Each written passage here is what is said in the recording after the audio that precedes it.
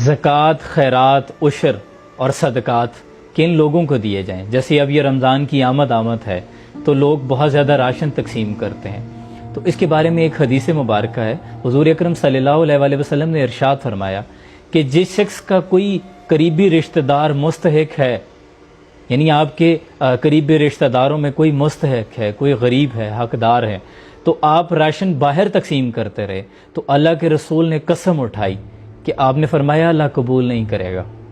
हमारे यहाँ बहुत ऐसा होता है कि हमारे करीबी रिश्तेदार डिज़र्व करते हैं, लेकिन हम क्या करते हैं कि हम दिखावे के लिए, रियाकारी के लिए बाहर लोगों को तकसीम करते फिरते हैं, लेकिन अपनों का ख्याल नहीं रखते। सबसे पहले हुक्म है कि अपने करीबी रिश्तेदारों में देखें, फिर अपने हमसायों में देखें, फिर अहले कस्बा में देखें, फिर उसके बाद अगर कोई नहीं मिलता तो बाहर आप तकसीम कर सकते हैं। जज़ाकुमुल्लाह।